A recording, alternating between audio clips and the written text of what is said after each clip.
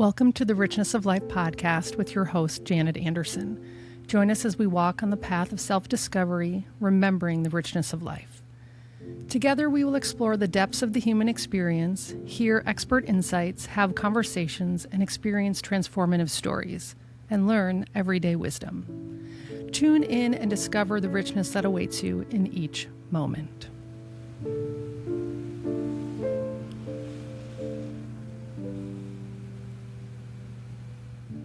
Hey, it's Janet Anderson. Welcome to episode 5 of the Richness of Life podcast.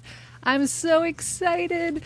There's been such good feedback on episodes 1, 2, 3, and 4. If you're tuning into episode 5, I highly encourage you to go back to episode 1, the beginning, because this podcast will compound off of each of the episodes. There will be things that I'm referencing from episodes 1, 2, 3, and 4 that will just make episode 5 even more rich. On today's episode, we're going to be talking about the function of sadness. We talked about the function of anger and how many people have been noticing when they have their angry lions. Are they asking themselves, how do I perceive that a boundary is being violated emotionally and physically? And how can I use anger in an assertive way to reestablish that boundary? I want to make a clarification. Boundaries are an action that you take. Setting a boundary does not require an action or effort on the other person's part. A boundary is an action you take. Many of us get this wrong. We think that we're setting a boundary, but we're actually making a request. For example, if I don't want anyone to call me after 9 p.m., I may ask my friends, will you not call me after 9 p.m.? And they maybe won't listen to that. And I maybe will get angry and frustrated because I'm thinking that I've established a boundary of I don't take phone calls beyond 9 p.m. and they're not listening. The reality is that I have been making requests. A request is different than a boundary. A boundary around that is maybe letting them know, hey, I don't take phone calls after 9 p.m. And then when they call you after 9 p.m., the action that you take is that you don't answer the phone. That is a boundary or action that you take. I also want to point out, I think we have the Holy Spirit wind here from the Cloud Princess episode because you can maybe hear the wind in the background. We're going to trust that God wants it to be there. A reminder of episode 2, the Cloud Princess and playing in the wind, which was best on blustery days. It's important in life to make sure that you're making boundaries when you want to make a boundary and understanding when you make a request. Again, a boundary is something that requires action on your part and does not require any action on another person's part. Everything else is a request. Anger is there to sound the alarm when we perceive that we're being emotionally or physically violated. That anger rises up and it gives us energy to be assertive. Unhealthy anger is sugar-coated anger coming out passive-aggressively, which only creates drama and triangulation in your life. Rage, which only creates more anger, and suppressing anger, shushing it, which allows people to have more power in your life than they're supposed to. And remember, we want to evict anyone that's renting space in your head for free. When we're practicing having anger in a healthy way, it makes the psychological and emotional container for all of the other emotions to flow through. When you start your healing journey knowing that we want to have a healthy use of anger, and remember in trauma, big T or little t traumas, we will have multiple angers, multiple lions sounding the alarm. And that is because our psyche cannot take another hit. So we need to do healing work to create safety around us, and eventually those angry lions will dissipate. Today we're going to focus on the function of sadness. Sadness and anger are like besties. They really like to hang out together. When I think of sadness and I create the visual for people in my office, I imagine taking that candle that's in the middle of that circle and putting a shower over it. Because when we feel sad, we often cry, and those tears are words that we don't have in the dictionary. The function of that sadness works like a shower. It's meant to help us let go of things that we're not supposed to carry anymore. When you feel sad, you need to ask yourself, what is it that I have to let go of? Maybe you have to let go of an expectation. Maybe you have to let go of a relationship. Maybe you have to let go of some pain that you're carrying. Maybe you have to let go of the fact that you lost something that was precious to you. You might be like, how do you feel sad? Oftentimes we'll get a stomach ache or this sensation in our stomach. We might have tears in our eyes. We might feel pressure and tightness in our throat. Our breathing gets really shallow. Thoughts that come with sadness, it could linger into feelings of shame or guilt or not worthy enough. It could easily end in the not enoughs. You could also feel tension in your body. When you feel that sadness, you need to let it go. What is it that I feel sad about? What is it that I need to let go of? And I have to take the shower in the sadness. All emotions physiologically last about 20 minutes.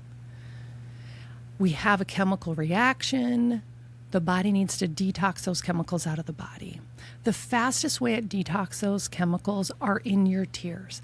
They did testing. They literally found the chemicals that create the emotional response in your body in your tears. So it is a way that your body is trying to detox that emotion. It is a natural process. We get into trouble when we clog the system, when we hold it back. When you're feeling sad and you notice that you're sad, you have to ask yourself, what is it that I have to let go of? And then cry it out, let it go, and know that just like after a shower, you feel refreshed energy that helps you move past whatever it is that you needed to let go of. Now, when we're naked in a shower, we're vulnerable. When you're feeling sadness, it's like being naked in the shower. Anger oftentimes will rise up as a protector when we're feeling sad. Many people, when they feel sad, they express the anger to establish the boundary around you psychologically so that no one can get to you when you're sad. My encouragement is to acknowledge that they both exist. When there's anger there, how do I perceive myself being violated emotionally or physically? And is this anger trying to protect me from the sadness? Or is it trying to protect me when I'm vulnerable in sadness? And how can I be assertive in a healthy way so that I can protect myself when I feel sad, to allow myself to let go of what needs to be let go of? Anger and sadness, they're like best friends. They hang out a lot.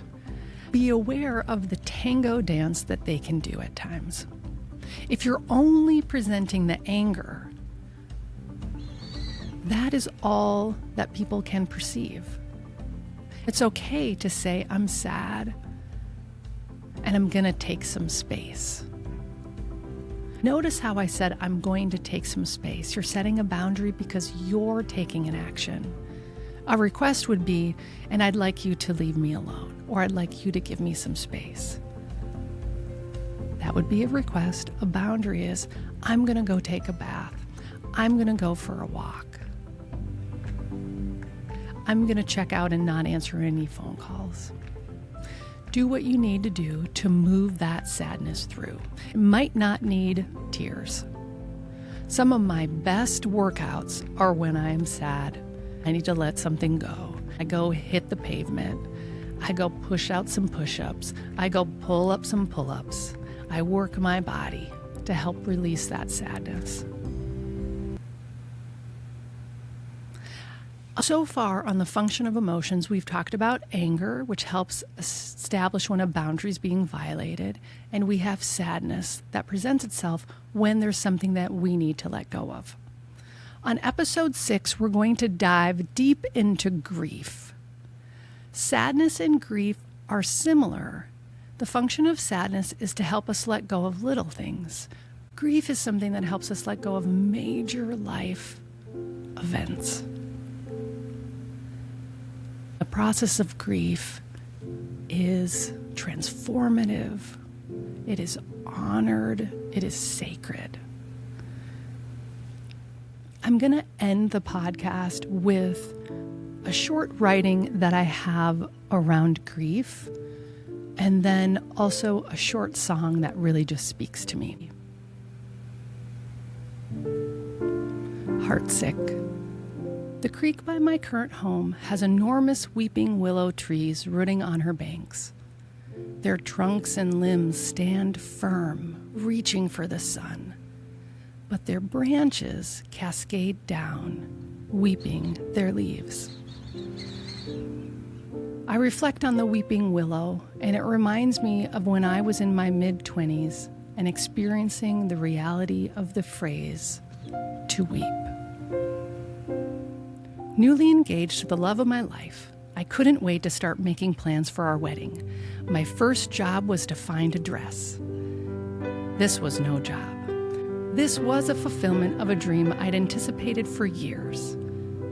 After work, I went to a little boutique, and within minutes, I found it. I found my Cloud Princess dress. When I saw my reflection in the mirror, in my mind's eye, I pictured walking down the aisle toward a smiling face of my fiancé. And standing next to him, supporting him on this special day, I envisioned his father beside him. I knew that this was the dress. That evening, shortly after I'd gone to bed, my phone rang, and a shaking voice delivered words that changed my life. I heard the reason for the call. His father had passed away. To know the weeping tree is to know grief.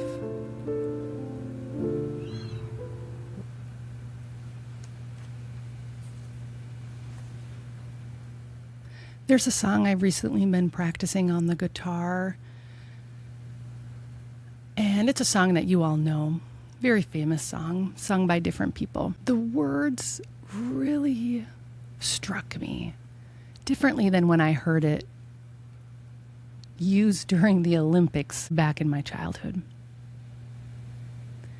And the visuals that it creates in my mind's eye,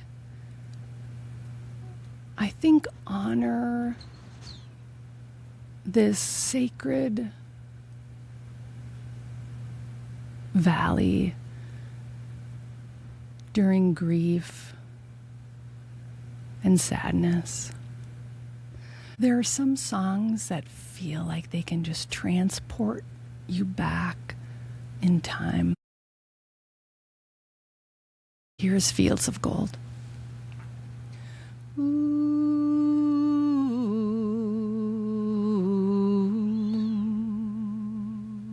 You'll remember me when the west wind moves among the fields of barley. You can tell the sun in his jealous sky when we walked in fields of gold. So she took her love for to gaze a while among the fields of barley. In his arms she fell as her hair came down among the fields of gold. Will you stay with me? Will you be my love among the fields of barley?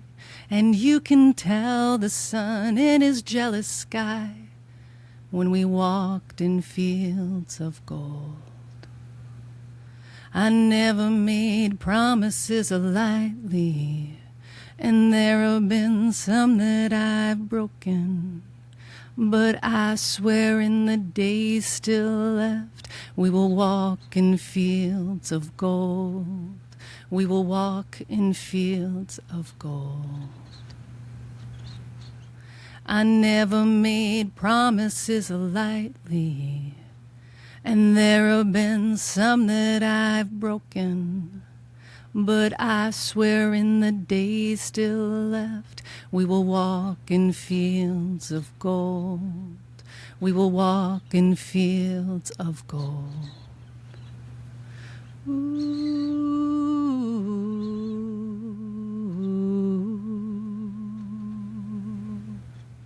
Many years have passed since those summer days among the fields of barley. See the children run as the sun goes down, as you lie in fields of gold. You'll remember me when the west wind moves among the fields of barley. You can tell the sun in his jealous sky when we walked in fields of gold. When we walked in fields of gold. When we walked in fields of gold. Ooh.